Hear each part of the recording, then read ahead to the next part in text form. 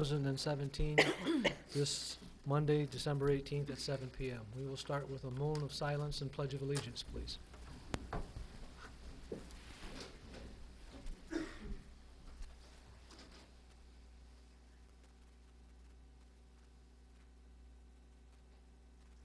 you.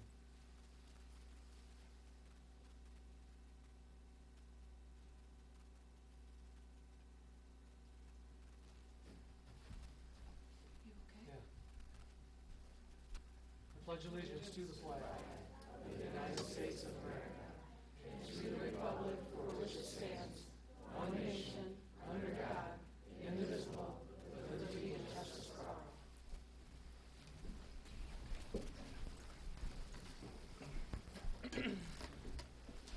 First item on our agenda is items of interest, recognition, and inquiry. Board of Education members. Ms. Pat? I only have two things this evening.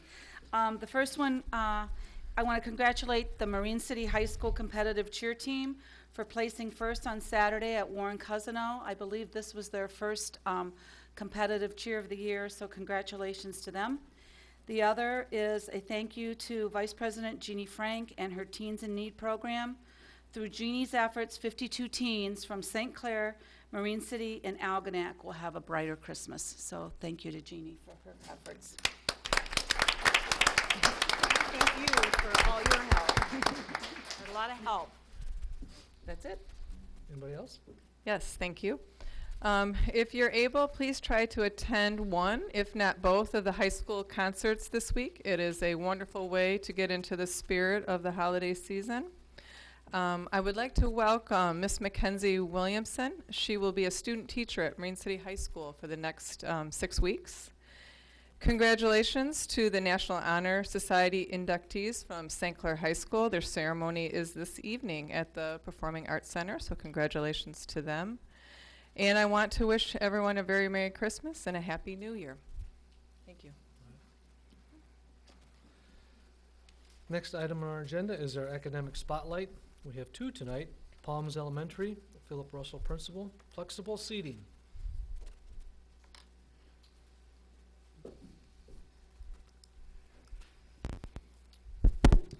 Good evening, everyone. Superintendent Saibula, board members. Tonight's flexible seating from Palms Elementary. The reason why we picked flexible seating is the amount of the way that this has overtook our building. We have each grade level has it's really overwhelming when you walk in. There's very few desks and chairs anymore, so this was a very easy topic for us to address. We have some student helpers here tonight. We have our first grade Colton Markle, and he has a scoop rocker.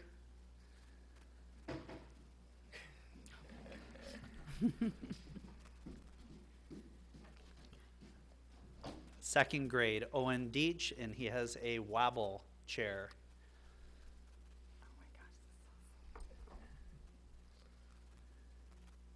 Second grade David Gildenstein has a crate.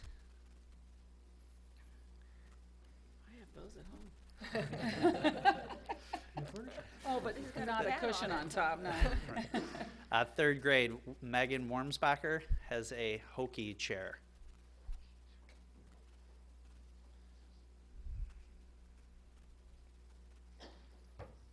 Fourth grade Aiden Schulte has a swivel chair.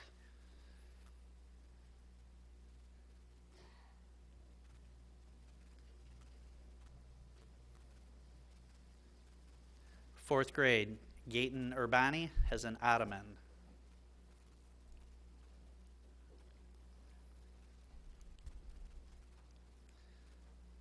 Fifth grade Kennedy Walker has a yoga ball chair.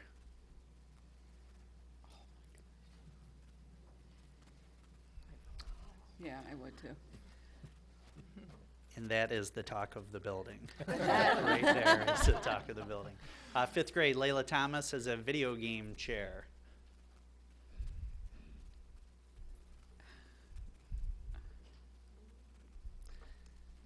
Some of the reasons we have flexible seating is for helps out with academic achievement. The reason is because it helps increase the blood flow, oxygen flow, improves metabolism, helps with the core strength of the students, helps with posture, and all physical activity is linked to higher academic performance. Our building area focus goal is CEC 1, Classroom Environment and Culture. This is the physical environment is safe, and the resources, materials, and technology in the classroom relate to the content or current unit and are accessible to all students. The arrangement of the room supports and scaffolds student learning and the purpose of the lesson. Students use resources in the arrangement of the room for learning. Each classroom is set up completely different with these chairs around the room, and each teacher has a rhyme or reason the way they have it all set up. We selected these. We selected 8 because for logistics in this room, but there is many others too as well. Would you want to be a student in one of our classrooms? Some of the other seats that we did not bring are going to be posted in the pictures. You can see in the lower right there, there is yoga balls without the yoga chair. And then the lower left are super soft, almost like couches. And how can we make sure that that answer is yes? One classroom teacher was awarded the Classroom Makeover Grant through RISA. That was Patty Lohorn a couple of years ago. She helped out with this presentation. She did pretty much all of the slides, and she was unable to make it tonight, but I definitely wanted you to hear about her, and I know that you know that she was the one who received that grant. However, all of our classroom teachers are using flexible seating to various degrees. Every classroom has alternate seating and a variety of different workspaces. It's not just about adding new furniture for us, it's about much more. These are the 5 main reasons why we have flexible seating in our classrooms: is cooperative learning, choice, comfort and flexibility, movement, and voice. Cooperative learning right there, that's in the back of a 5th grade classroom, and they are standing.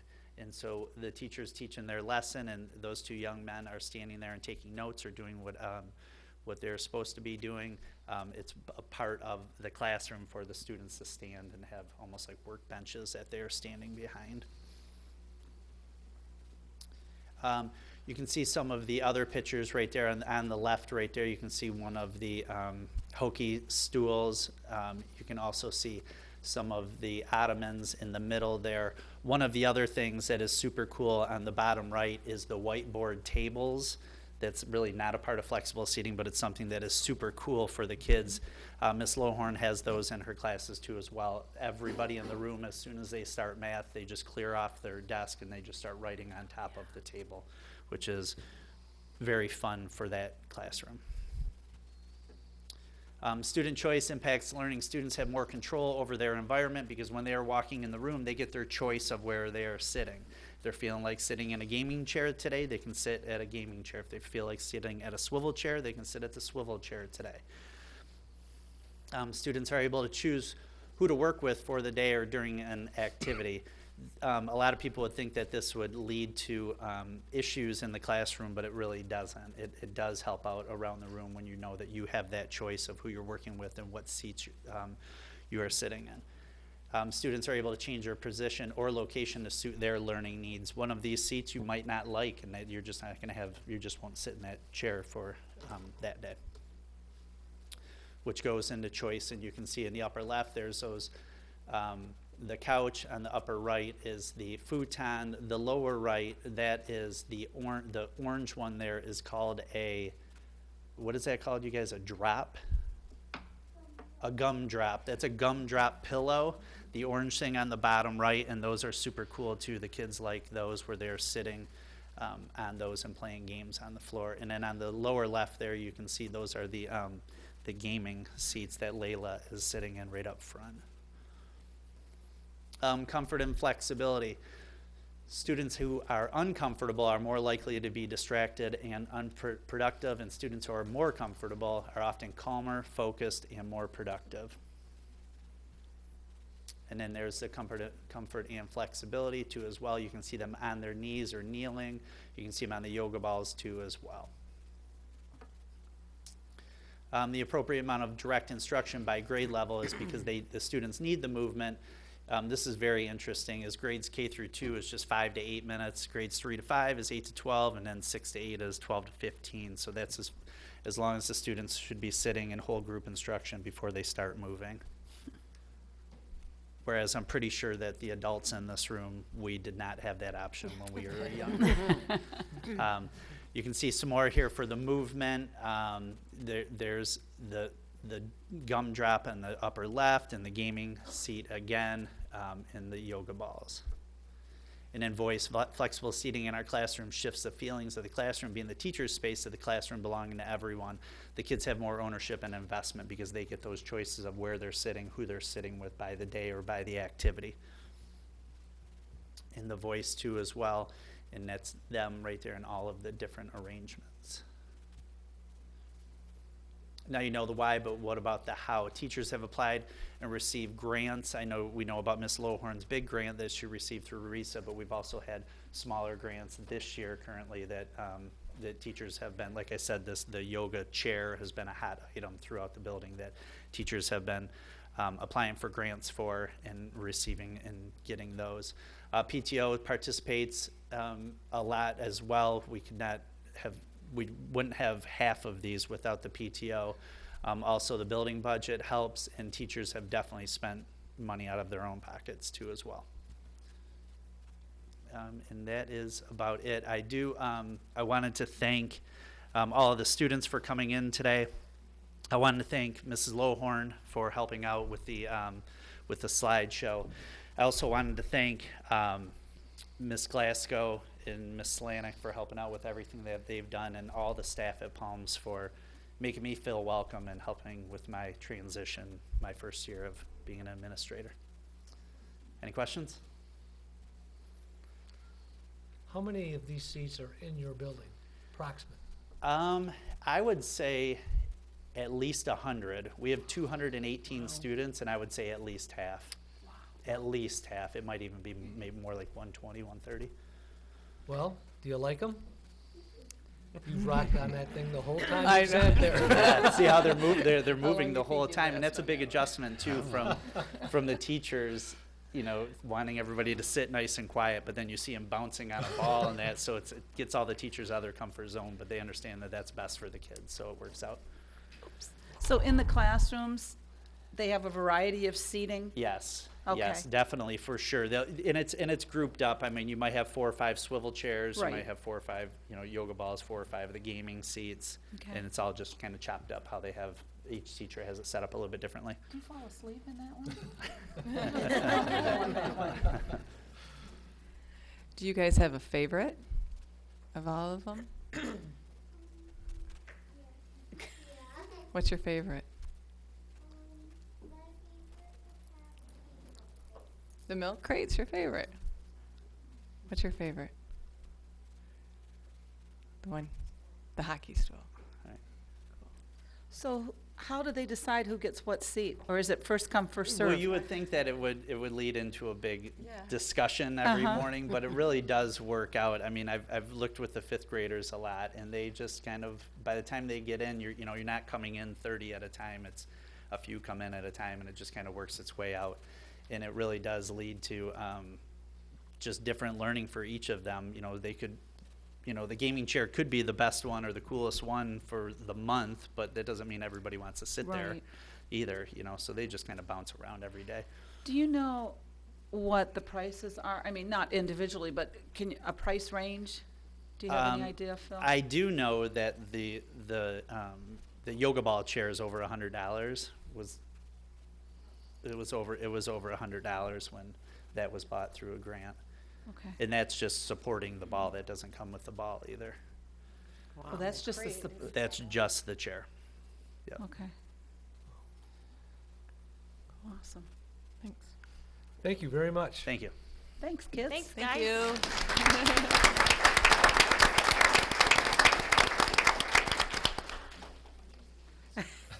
They're comfortable.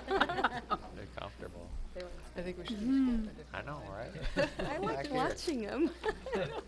When are we getting yoga mat chairs? We just need to try a different one and see. Well, we have the Oh, rolly and I'm like- one, I so know. I mean, I guess we,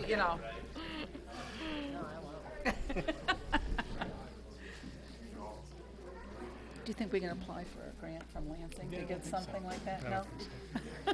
You should call yourself. Okay.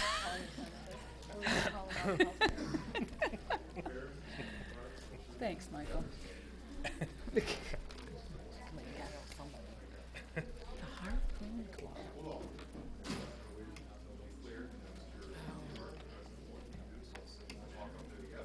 Couldn't even imagine that back then. I know, right? Jeez. Jeez. All right. We'll keep moving on. The next academic spotlight tonight is Marine City Middle School. Christopher Meng, principal, the Harpoon Club.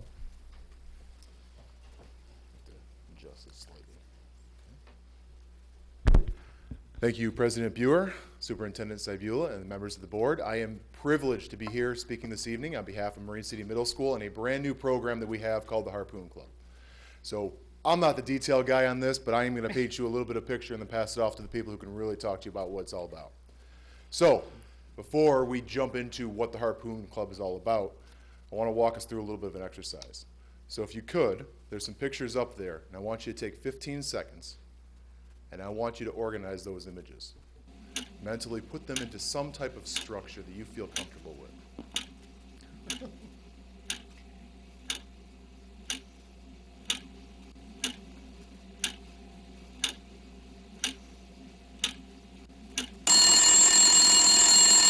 Okay, you got it? Ms. Murphy, do you have it? Okay. All right, so what you probably did is you probably put them by color. You organize and realize there's red, there's green, there's blue, there's yellow. Maybe if you were like a biologist in the past, like I have been in the past, maybe you group them by the terrestrial zone in which they habitate, the air, the land, the sea. Although you probably didn't do that because you only had 15 seconds.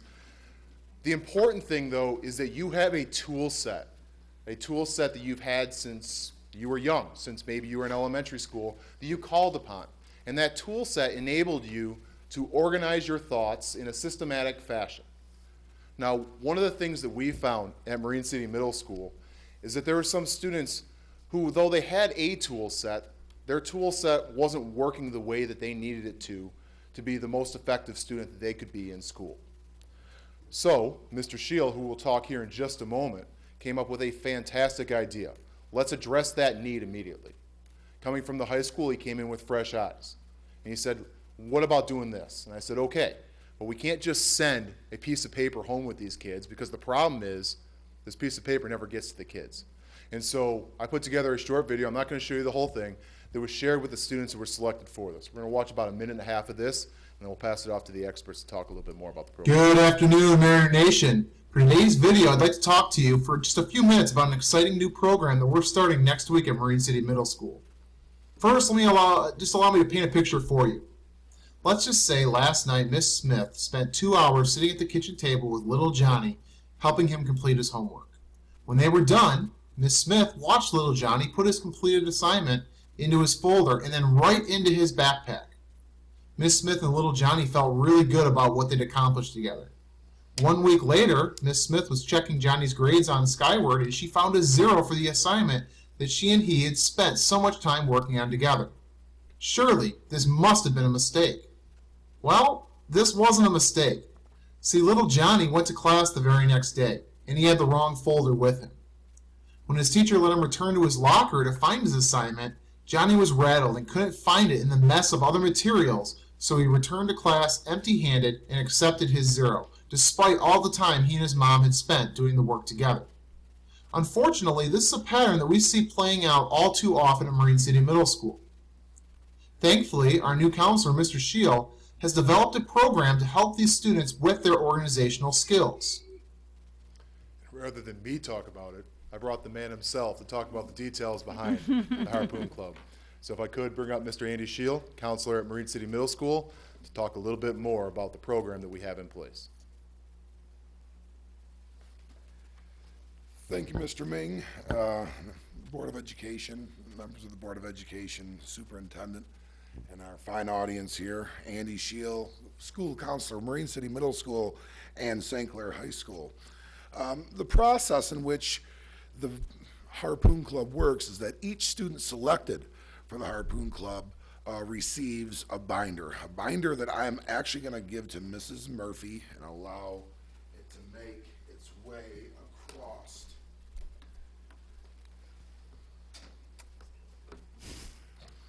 Now, missing inside of that binder are a couple of things that each student has in their binders, one of which is a series of highlighters, a ruler, and then a weekly sign-in sheet that they sign every night along with one of their parents or guardians.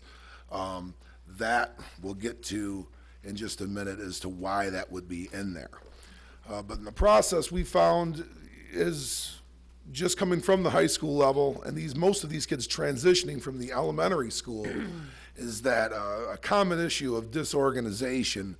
It's one thing to say, oh, that they need better organizational skills, but how do we get those organizational skills is more important in the intervention process as to just identify what that is.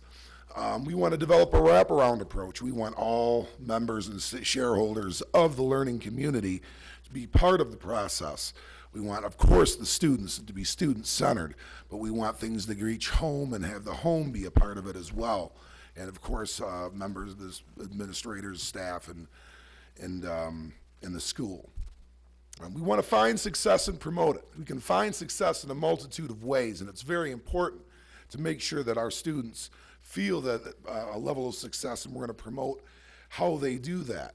If you look at the front of the binder, in Marine City, in our community, the harpoon means it has kind of a staple symbol in our community. And if you look at college football and in some communities, high school football, the helmet is covered with other kinds of stickers other than just an emblem on the side. We don't actually do that in Marine City. I might be kind of a prototype for the future, but those are called pride stickers. And those pride stickers are given out for a good play or a sign of leadership and those kinds of things. So that's kind of that promotional aspect that we're talking about with the Harpoon Club and the binder. And like we said, we want to include the entire community, not just those inside the school or touching the school from the academic side, but also local businesses. The Sweet Tooth has been very helpful thus far in providing us some of our Gold Star prizes for members of the Harpoon Club.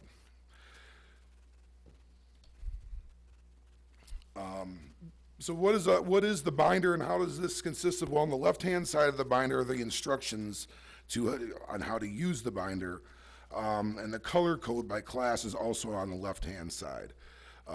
We include a rubric on the right side pocket, and like we said, a hole punch ruler, some highlighters, and the pride stickers that are provided every Friday. Each student is to use a highlighter at a given class, 1 through 6, and highlight any assignments that they're going to take home and that need to be finished or to take home. Those highlighted assignments go on the left-hand side as they are ungraded and need to be finished or submitted back to the teacher. Any work that they receive with a grade on it or can just stay home goes on the right side of each one of the folders inside the binder. Blue is for social studies. Purple and yellow, depending on 6th grade, 7th grade, or 8th grade, is English. Green is science. Red is math. As 7th and 8th graders have a little bit more of elective space, they would use a purple or white folder for that purpose as well. And we can, those are the color codes that are common across the board for every member, but sequentially different based on when you have those classes. So one's first hour, second hour, third hour, fourth hour, and it provides a good basis for each one of our students. How will a Harpoon Club member be evaluated? Well, successful and effective use of the binder will result in a pride sticker being placed on the front cover. Those are those silver or gold stars that you saw in front of the binder along with the harpoon. How does a club member earn a pride sticker? Well, weekly monitoring logs will be collected every Friday at the end of the school week and will be evaluated for 4 parental guardian signatures. And it's an all or one proposition. If you didn't bring it home that day, you don't get a pride sticker that week. You need to make sure that this gets home so that part of the learning community also is a part of the process and helping students stay organized. The fifth signature will be used to be the school verification, so I'll be responsible for that fifth one and getting the pride sticker on each one of those binders. And that's kind of how we've worked with it thus far. By the numbers, we have 30 students in the Harpoon Club, 10 from each grade.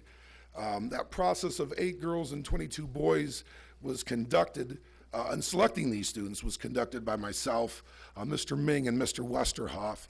And we developed, through different interventions that we already have in the school, a bit of an interview process, and we came up with these 30 names. The class grades for each one of these students, this would be a total, so the 6th grade, the average grade of the Harpoon Club members in that grade was 67.5% with 19 failures among those 10 students. The 7th grade was 65.4% with 29 failures, and the 8th grade was 62.8 with 27. So we're looking at an area of our learning community that we really want to help and support and feel like we could see some gains, and also among the group that we need to really turn some focus and give an intervention like this for. The missing assignments for those students, there was 274 missing assignments, which is averaging about 3.4 missing assignments per student per week. In the 7th grade, it went down a little bit to 2.2 per student per week, and then about just a little over 3.5 for the 8th grade. That's the amount of assignments that each one of these students were missing at that time. So we felt that that was something that this group definitely could really benefit from. And thus far, through about 5 weeks is the program, we had the end of our 5th week this past week. 13 of our 30 students have shown improvement in their rate of assignment turn-in, in that the actual amount of assignments, not just the average, but they have lowered their assignments down considerably. And for the vast majority of the rest of the 17 other students have shown like a capping of it. So it's no longer 3, 6, 9, 12. It's kind of maintaining. And we're only 5 weeks in, and we feel like that's a pretty successful start and a pretty good win for the program thus far. Each student of the 30 students, we're getting pretty good weekly participation. These things are going home. Parents are checking them. Right now, about 2/3 of our students are earning pride stickers per week. We have several that earned their first gold star, which they received a nice holiday bag from the Sweet Tooth, which was very nice. And we're pretty excited about that. And moving forward, you can kind of see this is the rate of missing assignments. The black would be before the Harpoon Club, and the orange is obviously in these last 3-4 weeks of being in the Harpoon Club. And as a whole, you could say, okay, well, I see some success, I see some holding. And if you really look at that, I think anything that shows a reduction, obviously, in missing assignments is a win. Those kids are doing a great job and things are getting better. Even if they're holding consistent and they're roughly the same, the black and the orange bars, that's a win, because these students were falling so far behind. Now those missing assignments that they've had are kind of capped. They're holding there. And as we move forward, we're going to hopefully see a downward turn. And some of these also, you'll see the one that has a large increase as a result of an attendance issue, where that student had to miss a couple of weeks of school. So that's the reason why they're there. But that student is actually a very good member in good standing, has earned some pride stickers, and things are getting much better. We're very, very fortunate to have with us a young man that really has taken this upon himself to really work hard in the Harpoon Club. It's one of our prized members, and this is Marine City Middle School 7th grader Jack Lafreniere. So first of all, I would like to again thank you guys for all coming tonight.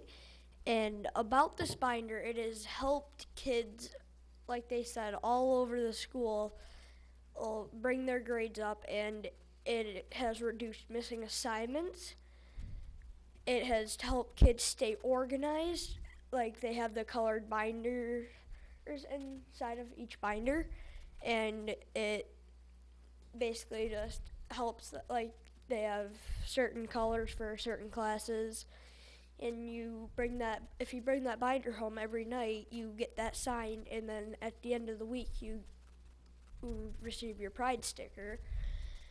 And it also creates less school stress about like missing your assignments or turning them in late. And it also just really helps kids out in school. Thank you, Jack. Thank you for all coming. Thank you. Thank you. So that is a quick snapshot of where we are with the Harpoon Club. Obviously, we're in early days with it. We're very proud of the program. One of the important things we've taken away with it is Mr. Shield has developed great relationships with these kids, and he meets with them on a weekly basis, Mondays and Fridays, where he's checking in with them. We're already seeing improvements. We're really happy with the progress we're making. Kids are talking about it. More kids are asking to get in. We're talking with the community about further solicitation of different prizes and gifts and ideas. So we're trying to bring everyone involved into it. Are there any questions we can answer at this time? I do. Sure. At semester time, will you reevaluate and see, and I know you just mentioned there are kids that want to get into it, but will you look and see if there are kids that need to be put into it? Absolutely. We'll be looking at our numbers again. One of the important things you saw in that data was you saw quarter one summative results from quarter one. That was kind of our baseline data. What you saw with our graphs and our charts there was kind of a formative view of where we are right now. We want to look back at our results, not just for the Harpoon Club, but also for other members in our school to possibly put them into the club. One of our limitations right now we're working on is supplies. We have other interventions in our building right now, so that's why we're talking with community members, finding out about donations when possible. We have had a member of the community has called and wants to remain anonymous, who said, what can I do to help? We're looking for more of those because we're looking for opportunities to advance this and bring more kids into the program who need help with their organizational skills to develop the confidence to be able to walk around the school with less stress and turn in more of their understanding of their knowledge. So, Chris, when you say donations, are you looking for monetary donations or? Potentially. Each one of these sets of binders with all the materials we have with it and the system we've set up, which again is just a system. It's not the only way you can organize, but it's the system we're putting into place, runs about $12 to $15 per kid. And we found a way to work with what we had to get the first 30 in, and so we're trying to talk with others about getting supplies for the next 30, potentially. Okay. You did an awesome job. I couldn't have gotten up there and done that. No way. Keep up that. I'm sure we'll see you back, right? Thanks, you guys. I think this is great. Thank you. I found at the high school level even, if you could get the student organized, that's half the battle. So do you get permission from the parents in order for them to, okay. I figured you did, but I just wanted to. Yeah, we'd work with parents through a couple different ways. One of the things we didn't talk about in here, but this actually helps us with some of our 504 accommodation plans as well. Okay. We've talked to parents during that process of renewing those 504 plans about the program. We've touched base with the parents through letters, through videos, phone calls, face-to-face conversations, any way we can actually get their ear and their eye for a few minutes. So far, the feedback's been very positive. We like what we're hearing. And one of the things that Mr. Shield did not mention as well is when we notice a trend, and we're tracking it behind the scenes, we've got the spreadsheets, we've got all that good stuff. When we notice a trend of somebody not turning them in, not submitting them, not getting the signatures, we're making that personal connection. We're reaching out. We're trying to figure out what's going on. Address each individual problem as they come up. So it's the student's responsibility, though, to take that homework out of the folder and give it to the teacher. It's not the teacher's responsibility to check those binders? Correct. Okay. But part of it, too, is it's an automatic. That student is taking that binder with them to every single class and home every single night. So regardless of whether they have homework, they're taking that binder home because their homework always is to get that signature. So we're trying to create some automatic habits, and by taking them to every class, the teachers know the 30 students around the building that have these binders. And so if for whatever reason they don't have, let's say Jack's paper, hey Jack, open up that yellow folder. I know you've got it in your ELA folder. Okay, great. Awesome. Okay? Thank you. All right, Thank you very you. much. Thank you. Nice transition into high school.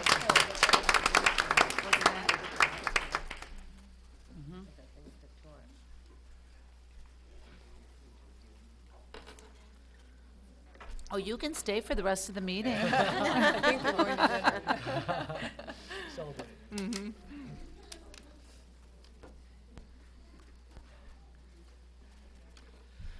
Next item on our agenda is the consent agenda.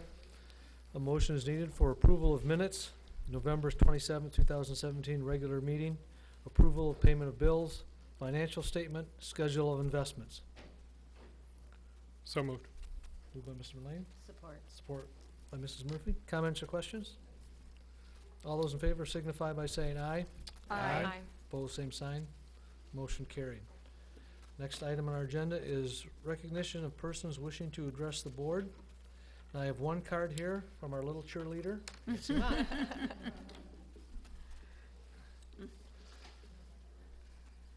Good evening, Superintendent Cybula, Mr. Bewert, members of the board. My name is Nancy Mott. I'm a 7th grade and 6th grade math teacher at St. Clair Middle School and proud member of the ECEA here to share with you things that are happening in our classrooms.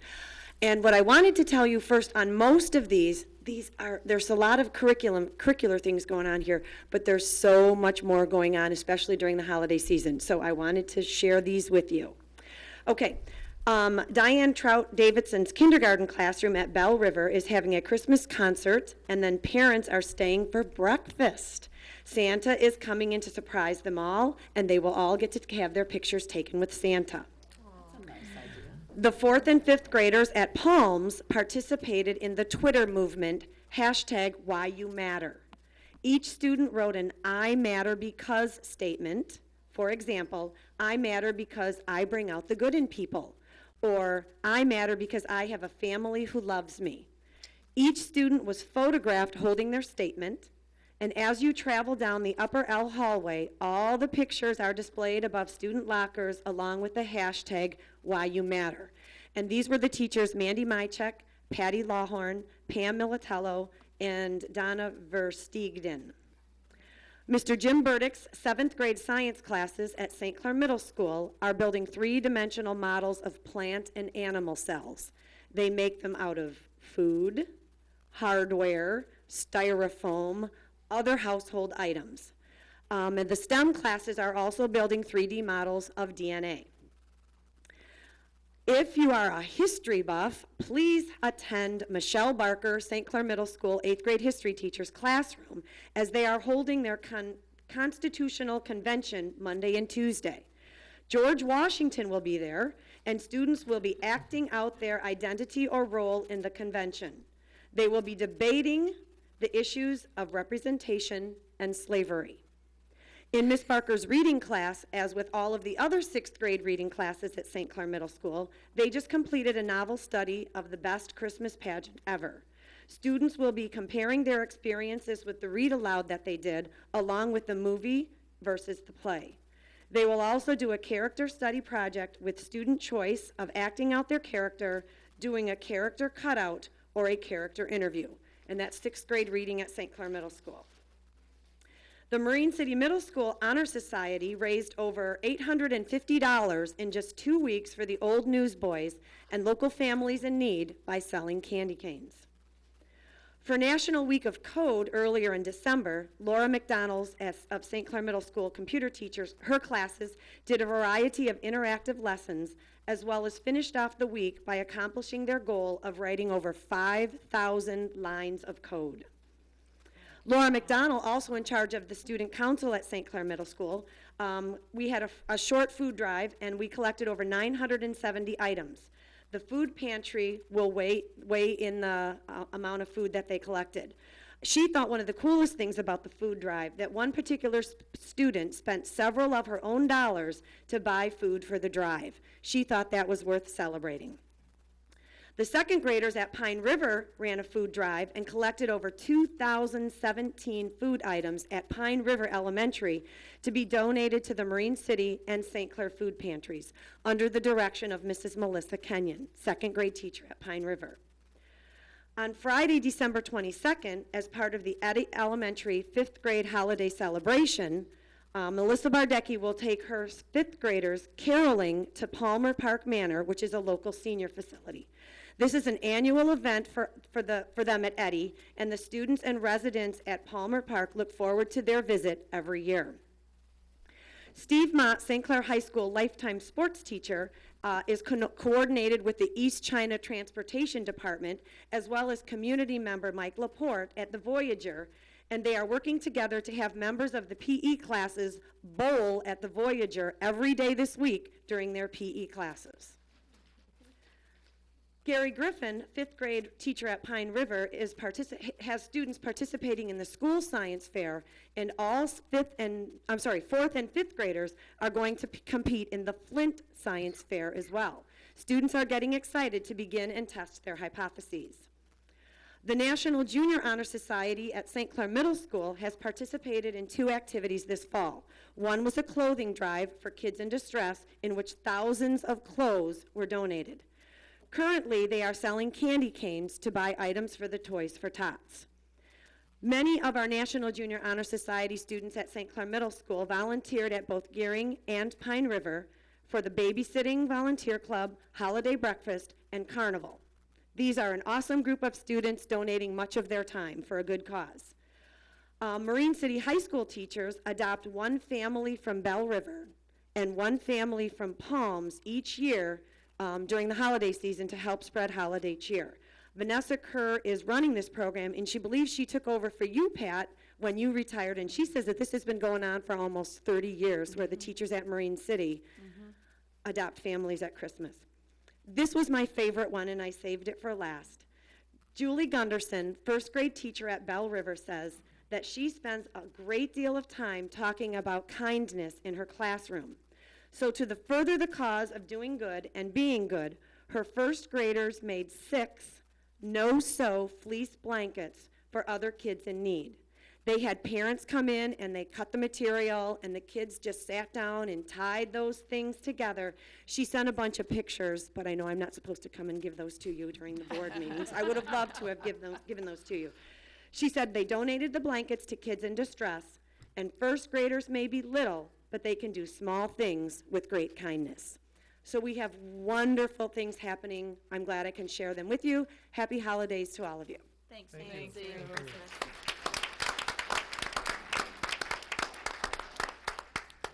Item number 6, reports 2017-18 budget revisions. Ms. Tina Thrift. Good evening, President Bewer, trustees, Superintendent Sybula. Okay, so all the fun is over. Tonight I will be summarizing the amended budget for the school year 17-18. As we all know, a school district budget is closely tied to students and staff. Student enrollment determines how much foundation allowance the district receives, and the foundation allowance providing approximately 80% of this district's total revenue. And the cost of the staffing is approximately 86% of the district's total expenditures. Having said that, let's begin with reviewing pupil enrollment. Here I have provided you a 3-year history of budget to actual pupil enrollment. The changes in the pupil enrollment are reflective of changes from the February spring count of last year to the October fall count of this year. On the graph, the dark blue bars are representing the budgeted pupil enrollment levels for the fall, and the medium blue is representing the actual fall count. So in school year 15-16, the budget reflected a fall count at 4,262, with actual enrollment at 4,255, or 7 less students. In school year 16-17, the budget reflected the fall count at 4,141, with an actual enrollment at 4,216, or 75 more students. This unanticipated increase in students provided the district with approximately $600,000 of additional revenues. This was very positive for our district last year. For this school year, 17-18, the budget reflected a fall count of 4,184, with the current actual fall enrollment at 4,144 students. This resulted in an unanticipated decrease of 40 students. And the effect of this additional loss is approximately $284,000 of additional foundation allowance revenue. Predicting student enrollment levels are very it's very difficult for all districts, just not us. So on the bottom line, I have provided a 3-year history, and you can see where the district, on average, we slightly underestimate our pupil levels. Next, I'd like to review foundation allowance. This slide is providing a history of foundation allowance per pupil funding from the school year 13-14 to present, and how total foundation allowance revenue is received via local tax collection and the net is received through state aid payments. The graph is providing a visual display of total foundation allowance of the prior 4 years to present. Local tax collections are displayed in the dark blue, and the medium blue is displaying the net foundation payments received through the state. And the variance that you're seeing in the local tax collections are directly related to changes in taxable values. More importantly, this slide is showing us that the district is receiving approximately $650,000 less this year in foundation allowance opposed to the school year 13-14.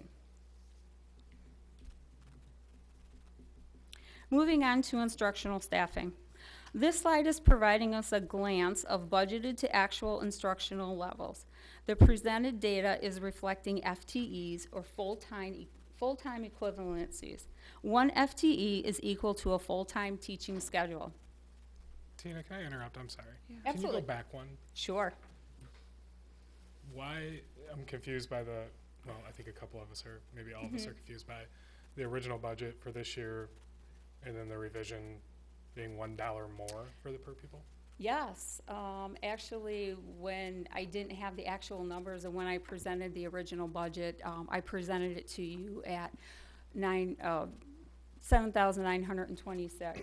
So, okay, so your prediction was just $1 off, that's what Yep, you're it was saying. just $1 off. Oh, That makes okay. sense. But thank you for asking that. Was there any other questions regarding that slide? So moving on, in school year 15-16, the district budgeted for 232.7 FTEs with an actual of 232.2 FTEs. Here, the district experienced an additional reduction of 1/2 of an FTE. School year 16-17, the district budgeted for instructional staffings of 227.2 FTE, and an actual FTE was 229.2, or an increase of 2 full FTE. In our first slide, I indicated that we had an unexpected increase of students of 75, so this was a direct relation to that increase in students. For this school year, 17-18, the district budgeted for level staff, or no change. However, actual FTE of 230.6 is reflecting an increase of 1.4 FTE. Can you go back? Sure. This one? Yeah. Mhm. Why? I know, I guess I'm just nitpicking, but 2016-17, the budget was 227, we went up to 229. 2017-18, we were at 229, then we went up to 230. Why is that in red, 1.4? Why is that in red, not the other one? Oh, that was just the current year. I just identified that as, for the current year. There was no specific purpose other than it be in the current year. Okay.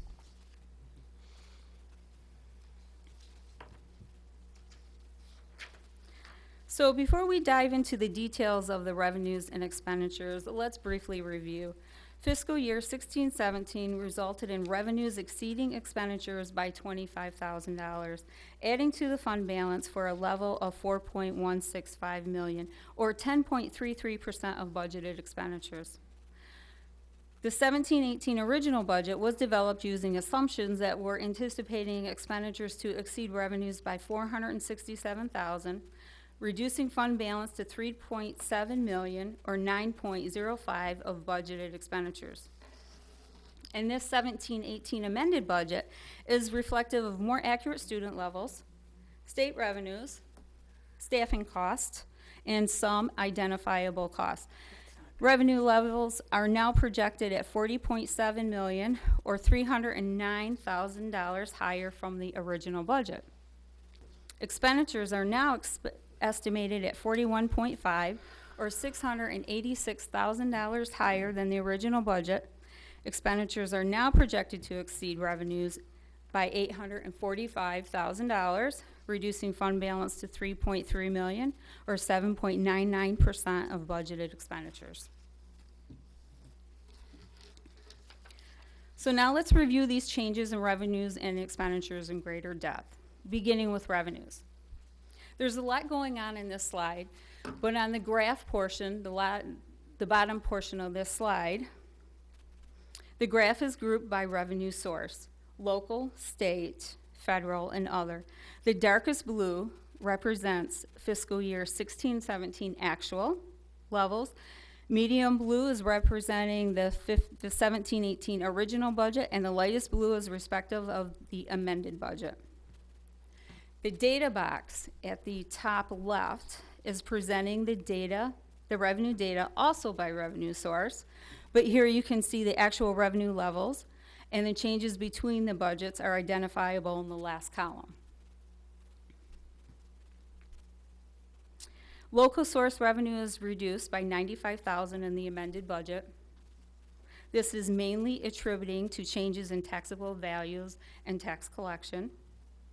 State revenue from state sources has increased by $447,000 from the original budget, and there was a slight decrease of $42,000 in federal sources. Now at the top right-hand portion of this slide, I've provided specific details of the $447,000. The foundation allowance net of taxes is reflecting a decrease of $194,000. That's relative to a decrease in pupil enrollment. The MIPSTER's 147C state revenue is increased by $449,000. And as a reminder, the 147C payments, these are pass-through funding with a requirement of both revenue and expenditure recognition. So we will see this again as an increase in benefits on the next slide. And it results in a zero impact on our fund balance levels. The MIPSTER's 147A funding increased by $137,000, and this is recorded as revenue only. There was a new state funding category for high school pupils, and I'm predicting that we would receive $25 for each high school student, for a total of $36,000. And finally, other state aid grants is reflecting a slight increase of $19,000. Was there any questions on revenues? Yes. So I think it was last month when we had our audit, and the auditor said that our local property tax collection was up, but now you're saying that it's down. So I'm slightly confused on which is the correct story. Well, that is reflective of what has been reported on our state aid of the local treasurer that had reported. So, in fact, our final state aid did show an increase, and our November payment did show a decrease. So the only thing I can believe is that that is a result of board of review adjustments that occur in July. Okay. I would project to see another increase or a change after the assessors and treasurers do their tax assessments coming this new year. Okay. Thank you. Okay, this expenditure slide is very similar to the previous slide. The graph is grouped by expenditure type: total salaries, Total benefits, total purchase services, total supplies and materials, total capital, and total other. The darkest blue, again, is representing actuals for the fiscal year 16-17. Medium blue is representing the fiscal year original budget, and the lightest blue is respective of the amended budget. And the data box in the top left is presenting the data also by type, and again, actual expenditures are presented with changes between the budgets identifiable in the last column. Total salaries were reflecting an increase of $237,000, which is respective of the many staffing changes that we occurred this year, and employment group contracts. Total benefits are reflecting an increase of $603,000 from the original budget relative to salary changes and the MIPSTERS 147C. Total purchase services are reduced by 118, and this is relative to staffing changes again. Total supplies and repairs were reduced by $36,000 from the original budget. This is mainly attributed to estimated fuel costs. And there are no changes in total capital and other expenditures that are anticipated at this time. Now on the lower side, the lower right-hand side of this screen, I have provided specific details of the increase of the $603,000 in total benefits. The first line you'll see is annuity payments. It was increased by $114,000 from the original budget. This is relative to an employment contract that transitioned a regular wage payment into an annuity payment. This resulted in savings to the district through retirement and FICA. Slight changes were reflective for FICA, retirement, and health care relative to salary levels. And the largest component of the benefits is the MIPSTERS 147C, which is increased by $449,000. These expenditures offset the revenue recognition in the state revenue source. Again, this has a zero effect on fund balance. However, it does give the appearance of the increase in benefits. Any questions on the expenditure overview?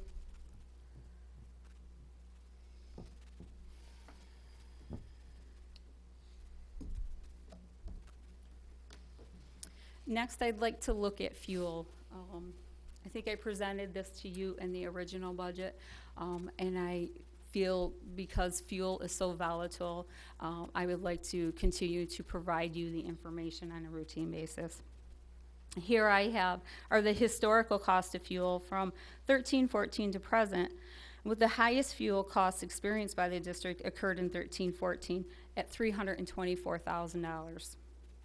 At that time, fuel per gallon peaked at $3.24 a gallon, and we have experienced a decrease in fuel costs each year from that point. In fiscal year 16-17, we ended with actual fuel at $147,000. And the price per gallon was $1.70. And the initial budget for 17-18 was set at $235, or $2.53 a gallon. And today, year-to-date, fuel is at $2.11 per gallon, and I feel comfortable to reduce the budgeted fuel by $32,500 down to $202,500. And this, hopefully, if it continues, I should be able to shave a little bit more off when it comes to the final budget. And the last slide I have for you, I continue to provide the historical record of our fund balance changes. I have added a column on the right side containing a quick reference indicator, green arrow up representing an increase to fund balance levels for the year, a red arrow down representing a decrease in fund balance levels for the year. I have also included anticipated fund balance impact for 17-18 original and amended budgets. I do need to identify the error on the original budget. I did not carry forward and recalculate the end of the year fund balance level. So that should indicate just about 3.7 million. Also, in your packets, I am proposing an amended budget for the cafeteria and the latchkey. The cafeteria budget is amended, adjusting anticipated sales volume with an increase in total revenue of $44,000. Expenditures were adjusted to reflect an increase in salaries and benefits relative to a minimum wage increase on January 1st. Capital projects line item was also adjusted to reflect an increase in anticipated projects. We have multiple computers that are in need of replacement. I believe that there was 17 of them. And due to the fund balance level and the restrictions that fund is allowed to have, we are exploring some opportunities to improve our food service equipment. The latchkey budget was adjusted to reflect a slight decrease in revenues by $25,000. Expenditures were expected to exceed revenues, reducing fund balance by $100,000, leaving the fund with an approximate 18% of fund balance expenditures. But as you remember, we are planning to relocate the Kids Connection program from ECEC building in preparation of the sale of the building.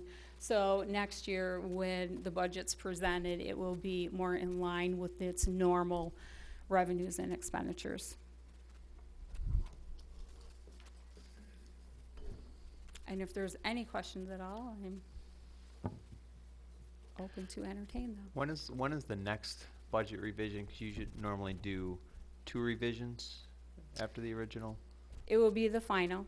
The final is the second revision. It's normally in the first part of the end of May or the first part of June.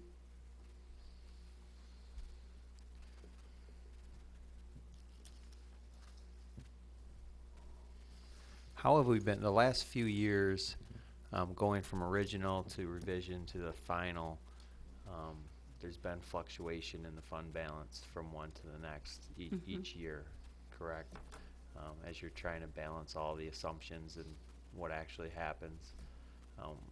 Where's that? Where has this revision compared to the final revision the last couple years? Well, last year, it was very positive that we had an increase of 75 students that we weren't anticipating. So that $600,000 put the district in a very comfortable spot. And with the mild winter, it was over $100,000 that we were able to reduce or reflect our costs at the end of the year. Hopefully, this year, if our winter is somewhat mild, we should be able to incur some savings. Unfortunately, we know with this year in our fall count that we're faced to work with our expenditures and a reduction in our revenues to the foundation allowance. So the biggest change that we could expect would just be based on operating costs associated with the winter That season. is correct.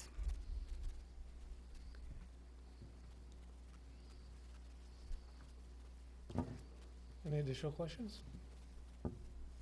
Thank you so much. Thank you, Tina.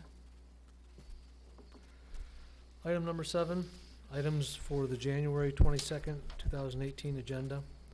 Fall Athletic Awards, approval of the 2017-18 revised budget, Neola changes, and the Board of Education recognitions.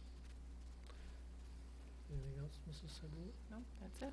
I think I speak on behalf of the entire board that we wish you and your families a very merry and blessed Christmas season. God bless you all. We stand adjourned.